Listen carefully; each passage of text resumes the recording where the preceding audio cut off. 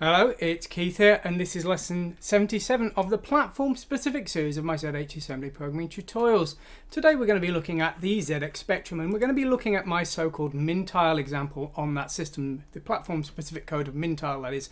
Now, Mintile is my multi-platform example of a software and hardware tile map. Basically, this example that you can see here, we've got two copies of the ChibiAkumas mascot on the screen, and if I use the keys, I can move one of them around, the other's being moved by the computer, and if I press the enter key, the character is flipping around and there is some scrolling going on. Now, basically what this is the code that does that little simple test is really multi-platform. It's being done in the same way in a lot of different systems, and even systems like the Amstrad CPC and the Spectrum, which are bitmap, and systems like the Sega Master System, which are a tile sprite based system. So we're using the system in a way that means our game is portable to a variety of different systems, even the systems that don't have built-in tile maps, and that's what we're going to be looking at today, the software code on the ZX Spectrum, which is simulating and quickly drawing tiles to the screen. Now, one thing I should point out is that while in my code I refer to this as having sprites being the Chibi characters there, they are being used as software sprites. They're actually done by the same tile map code on the systems, and so the one piece of code is being used to simulate sprites via the form of a small tile map. The reason for this is I mean, when I'm doing this in general, what I'm trying to do is make a piece of code that is as quickly portable to lots of systems at the same time, and that's why we're treating all the systems in the same way, and it's also why we're using the tilemap code to do the sprites. If we're using tilemap code to do the sprites, that means there's only tilemap code to port to a new system.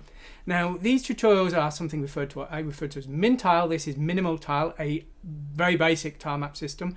It's only capable of really what you see here. It can do X flip but not Y flip. It can do simple tiles and scrolling. Can't do color, as you see, the entire screen is entirely color on the ZX Spectrum. I am working on a successor which is much more complicated, known as Max Tile, which can do Y flip, and it can do scaling of sprites to some extent to save memory, and fast filling, a lot more code, a lot more complicated.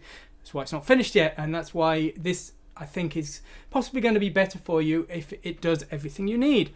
Okay, well, enough talk. Let's go over to the code and let's take a look. So over we go. So here's the code we're going to be looking at today. It's this file here, ZXS Mintile. Now, this is the example we're going to be looking at. Now, the screen memory on the ZX Spectrum, of course, starts at memory address 4000. And so we're defining the screen base here. This is a symbol that's used by the multi-platform code of Mintile, and there's a separate tutorial series on that. And that is for when we're redrawing the entire tile map. Now, of course, there will be times we only want to draw a single sprite, which is a miniature tile map at an alternate position, and we have a getScreenPos function that will calculate that for us. Coordinates in Mintile are in logical units. That means that 2 pixels is 1 logical unit. So, but although, having said that, though, on the Spectrum, we actually have to move in entire tiles, and that's because the code is optimized to work within those memory limitations. It's faster if we know we're always aligned by an 8x8 boundary, and so that's what we've done here. It's another thing that Max Tile will allow at least half tile movements by having a lot more code, unfortunately. Okay. So the first thing we're going to do here is, at the start of our program code here, is we're setting up a stack pointer, and then what we're going to do is we're going to fill the 300 hexadecimal bytes of the color attributes, and these start at memory address 5800 onwards, and so basically we're setting the first one there to color 7, which is white, which is what we saw before, and then we are doing an LDIR to copy that entire range and fill it with the same value. Okay, that's what we're doing there. You can see we're setting up a LUT, and that's for the X flip, a lookup table for flipping bytes quickly. But we'll take a look at that after we've seen the regular version. Now, what we've got here is basically the test code that is actually doing the job of animating the screen. We're not going to look at that. I've covered that more in the multi-platform series, where we cover what those functions do. So for today, what we're going to do is we're actually just going to look at the code that is doing the graphical work on the ZX Spectrum. So we've got this getScreenPos function here. Now, basically what this is doing, at the start you can see we're actually ignoring the bottom 2 bits of our Y position, and the reason we're doing that is we are going to be working on an 8x8 boundary. We're aligned to an 8x8 boundary, and we need to basically ignore the bottom 2 bits of our coordinate in logical units, because remember 2 pixels is 1 logical unit, so we're ignoring 2 bits of our logical units here, and so that's 8 pixels in total. forcing us to an 8x8 boundary basically. And then what we're doing here is we're converting our X position into bytes, which again is forcing to an 8x8 grid. And then we're calculating the base position of the start of the tile. And as I say, this is only used for drawing the sprites. Now, whether we're drawing the sprites or drawing the screen, the way that Mintile works is it breaks the job of the tile map into individual lines. And so what it does is it works out the area that needs to be done, and then it sends the job of doing a line to the platform specific code in the form of do strip, and that's what we've got here. So what do strip does is it effectively draws a single line of our tile map. Now when do strip is executed, basically we have some values in the regular registers and some in the shadow registers. Now this routine uses a stack misuse, which is where we use the stack pointer, and in this case we quickly read data. So we're backing up the true stack pointer here, and we're switching to the shadow registers. Now what we're going to do is we're going to read in the tile number we're being asked to show, which is in the shadow BC at this point. So how does this work? Well, the tile number is a single byte. On Mintile and MaxTile it's 2 bytes, but on this version it's going to be 1 byte. A value of 0, however, is a special case. This is a tile that is unused. Now in the case of a sprite, this is an area of the sprite that is completely blank and transparent. But in the case of the tile map, we actually use a cache of changes that need to be drawn, and this saves redrawing parts that nothing has affected. And so 0 is actually an empty tile in that case that shouldn't be drawn to the screen. So we're skipping to this empty tile routine. Now what's going to happen next actually varies depending on whether we're doing the tile map or the sprites. If we're drawing the tile map, we then zero that because we're going to draw it, and so the cache needs to be told to do nothing next time we come to draw. And so in that case we're loading a 0 into BC there. However, there's a self-modifying code label here, because if we're drawing the sprites, we don't want to alter the sprite data, and so in that case we leave the data unchanged, and we would self-modify that to a no-op, I think it is, or something like that, just something that doesn't do anything. Now what we're going to do next though is, if we're going to actually draw this, if it's not 0, is we're going to calculate the memory address of the bitmap pattern data for the tile. We've got some bitmap data, and we're now going to draw that to the 8x8 area of the screen and simulate the tile. Okay, so we've got the value of the tile number, we load that into H, and we basically shift that around until we get it to the, effectively multiplying it by 8 here. That's what we've done there. We're then adding E to the low part and D to the high part. DE is the pointer to the pattern data within memory. So that's our tile pattern definitions, if you will. On a system like the master system, they'd have to be loaded into VRAM, but on this system, they're just in regular memory, of course. So we're then moving the calculated source pattern data address into the stack pointer, and obviously we can't be doing any pushing or popping and expect it to work normally at this point. So what we're going to do next is we're basically going to transfer the data from the stack, which is the bitmap data, and then write it to the screen, moving down a line after each byte, because on the ZX Spectrum, quite conveniently, the entire width of one 8-pixel tile is a single byte.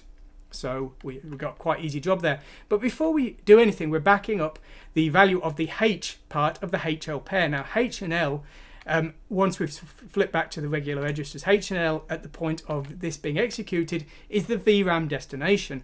So that would be calculated by get screen pos, or just be the top corner of the screen if we're drawing the entire map.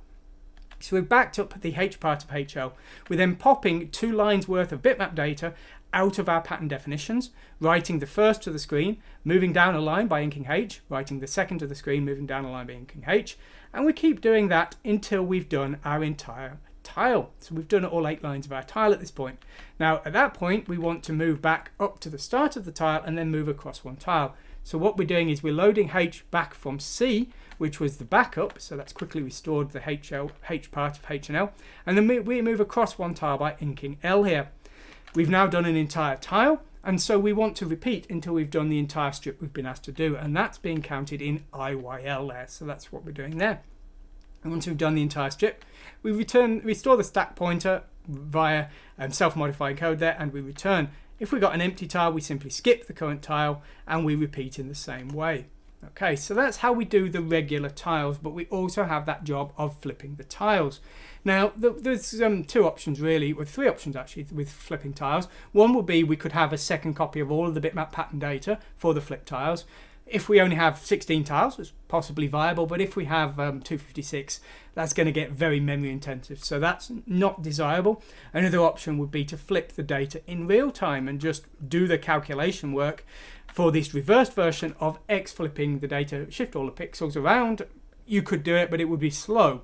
So what I think is the only sensible solution for this project was to use a lookup table. And basically what we're going to do is, there's only 256 possible bytes that our pattern could contain, and so we're going to calculate in advance all possible X flips of those bytes in a lookup table, and we're aligning this to an 8-bit boundary. And what that means is we don't know what the top byte of the address of the lookup table will be, but the bottom byte will start at 0 and it will go all the way to 255. And then what we're going to do is we're going to calculate what the effective flip of that bottom byte would be. So if we loaded in a pattern data 128, for example, and memory address offset 128, we would have the equivalent bit flipped version horizontally of that equivalent data. And we're going to calculate all of those in this lookup table, and we'll use that to quickly flip the data. As I say, this is the best solution for this case. If we were using very few cases of X flip, it might be more sensible to do it in real time.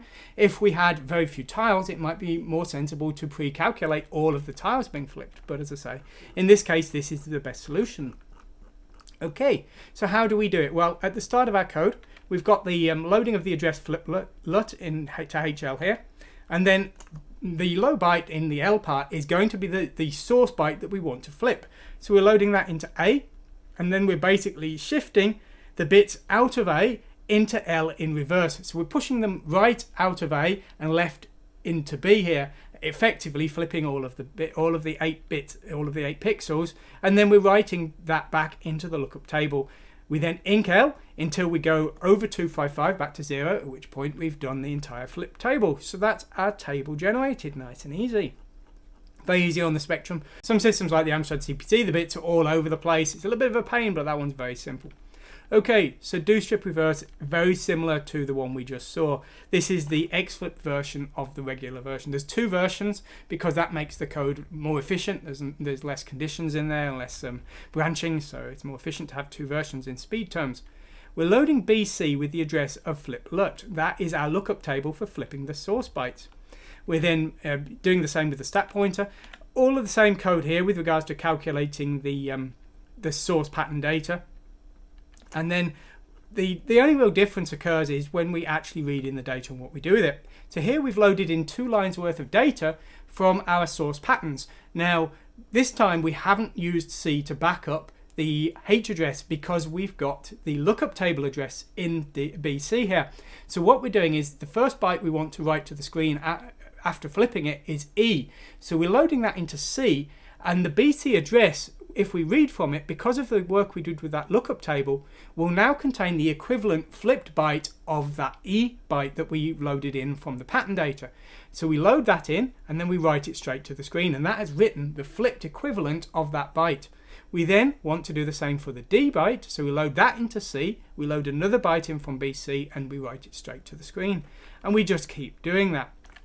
Now at the end we've got no copy of H, so we're subtracting 7 there. Slightly less efficient, but nothing major. The more inefficient thing is using that lookup table, but that is far more efficient than any other alternative available to us. The only real other alternative, as I say, would be either to have a second copy of all the pattern data, or to do something like all of this every single byte we read in, which would be far less efficient, not just in terms of speed, but in terms of the length of the code. This code would have been enormous. So as I say, not appropriate for this solution for what I wanted here, which is I wanted a game engine that could have a large number of patterns, relatively speaking, was capable of flipping all of those patterns and was expecting to do so with frequency. Mintile was designed for a game I wrote for the Amstrad CPC and a few others called Chibi Fighter. It was a parody of Street Fighter 2. Street Fighter 2, the characters need to turn around. Yes, I'm looking at you, Rise of the Robots, which couldn't do it. So the characters needed to turn around horizontally, but they didn't need to flip vertically, which is why Mintile couldn't do that. It didn't need it, and I was trying to create a minimalistic first example. Now Maxtile is like the successor, and that is being designed for a much more advanced game which does need vertically flipping among other things. So it's to say this is my basic example to get started, and I would say go to the website, download the source code, build scripts and everything else you want, and use them in any way you can. I'm certainly not suggesting this is the best code or that it's necessarily usable for your games. Maybe there's a few bits of code there that help you out, or maybe you can just look at it and get some ideas, and maybe you can get some better ideas. That'd be brilliant. Anyway, hope you've enjoyed what you've seen today. Thanks for watching, and goodbye.